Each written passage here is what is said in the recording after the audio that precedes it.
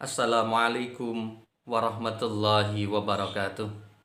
Bismillah walhamdulillah sholatu ala rasulillah la haula wala quwata illa billah amma ba'd. Sahabat Miftahul Hasan yang dirahmati oleh Allah, hari yang utama dan pertama kita panjatkan rasa syukur kita kehadirat Allah Subhanahu wa taala.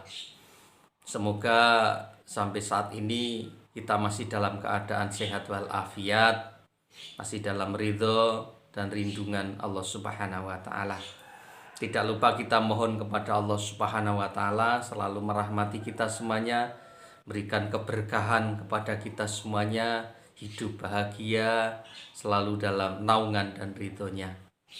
Sahabat Miftahul Hasan yang dirahmati oleh Allah, masih di awal tahun baru Hijriah Haram 1442 Hijriah, mari bersama kita selalu muhasabah diri, evaluasi diri, dan juga azam kepada Allah Subhanahu wa taala, berusaha dengan semaksimal mungkin membenahi, memperbaiki akhlak budi pekerti kita semuanya.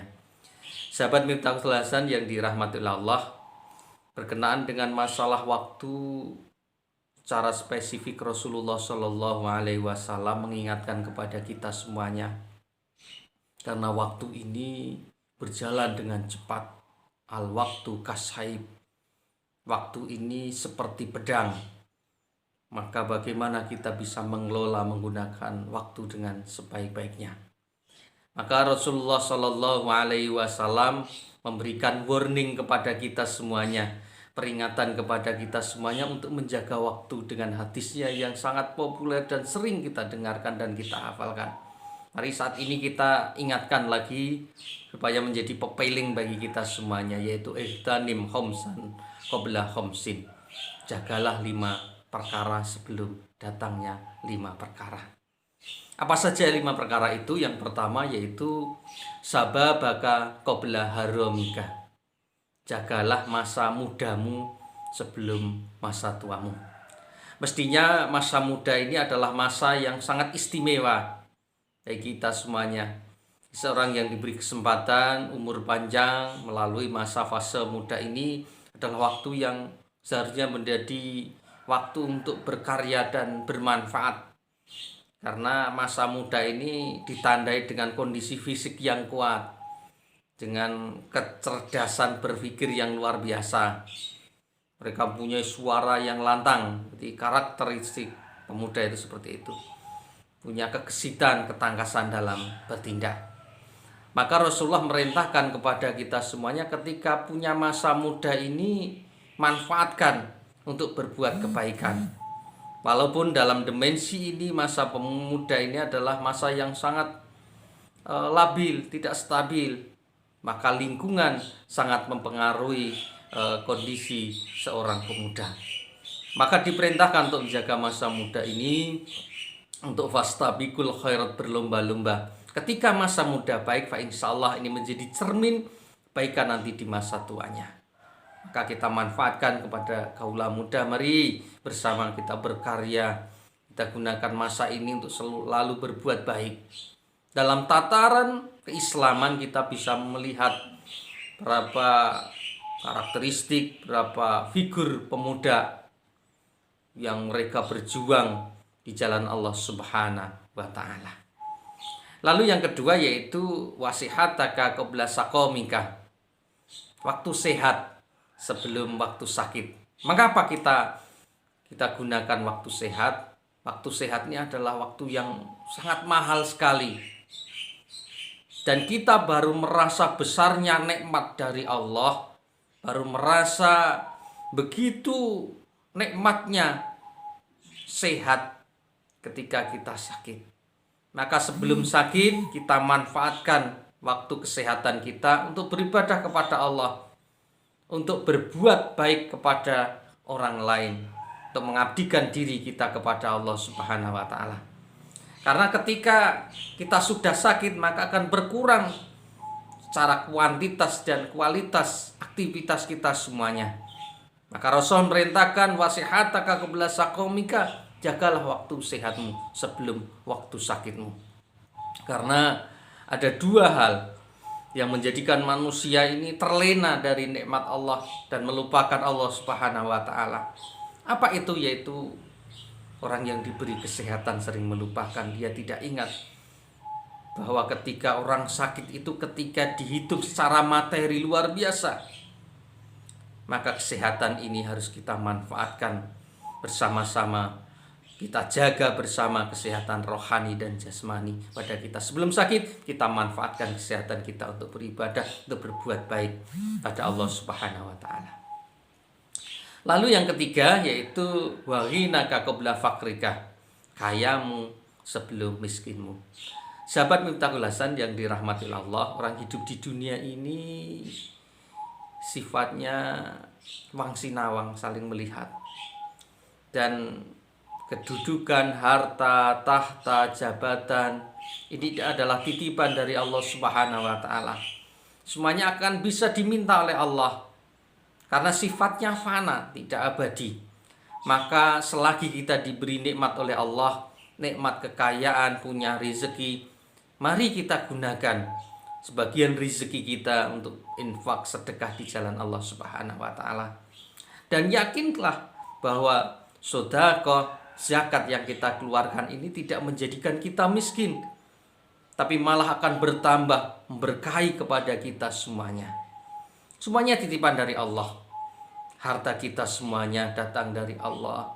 Maka ketika kita syukuri dengan infak sedekah, menjadikan harta kita ini menjadi harta yang barokah si Allah Subhanahu wa taala. Lalu yang keempat yaitu wa faraghaka qabla suklika, yaitu waktu senggang sebelum waktu sempitmu.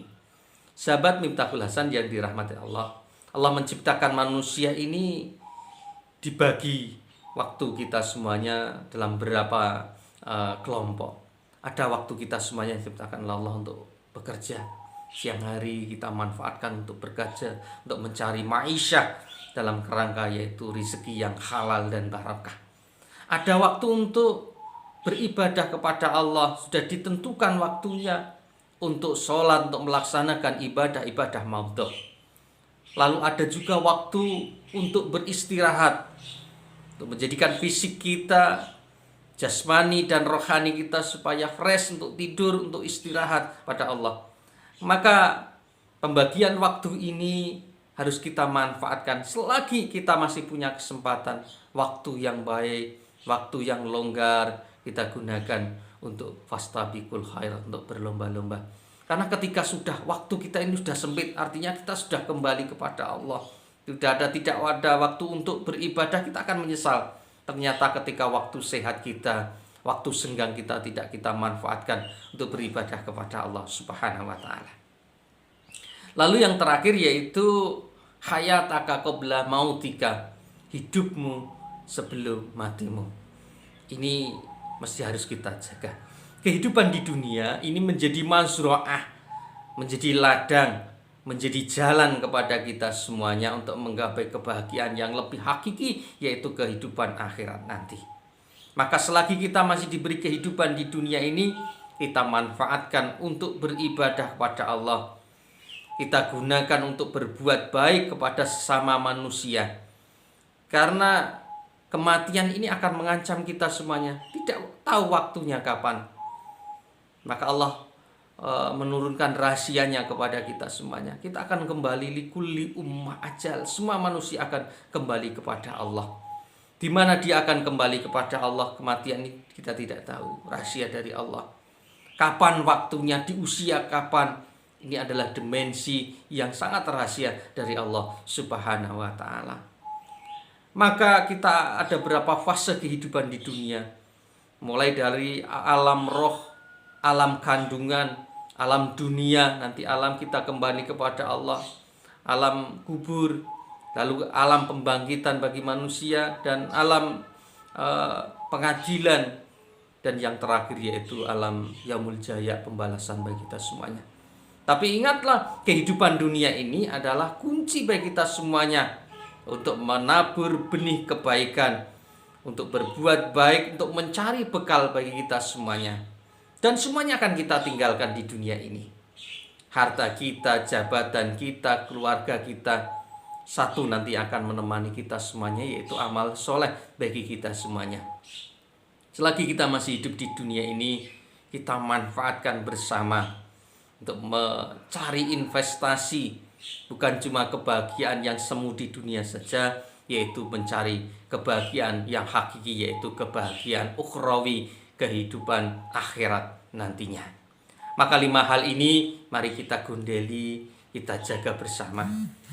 Apa itu? Yaitu kami ulang, waktu muda sebelum waktu tuamu, waktu sehatmu sebelum sakitmu, waktu kayamu sebelum miskinmu, waktu senggangmu sebelum waktu sempitmu, dan masa hidup di dunia sebelum matimu.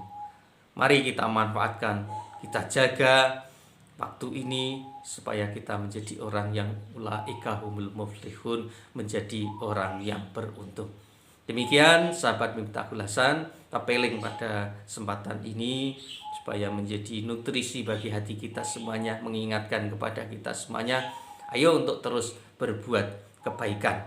Tidak lupa di masa pandemi COVID-19 ini kita selalu berdoa kepada Allah. Selain ikhtiar lahiriah jasadiyah, kita menggunakan ikhtiar nembus langit dengan berdoa kepada Allah, tafakur kepada Allah. Semoga wabah dan musibah ini segera diangkat oleh Allah Subhanahu wa Ta'ala. Tetap taati protokol kesehatan, jaga jarak, selalu pakai masker, dan juga sering cuci tangan. Semoga Allah merahmati, melindungi, dan memberkahi kita semuanya. Wallahu muwaffiq ila aqwamit thoriq. Assalamualaikum warahmatullahi wabarakatuh.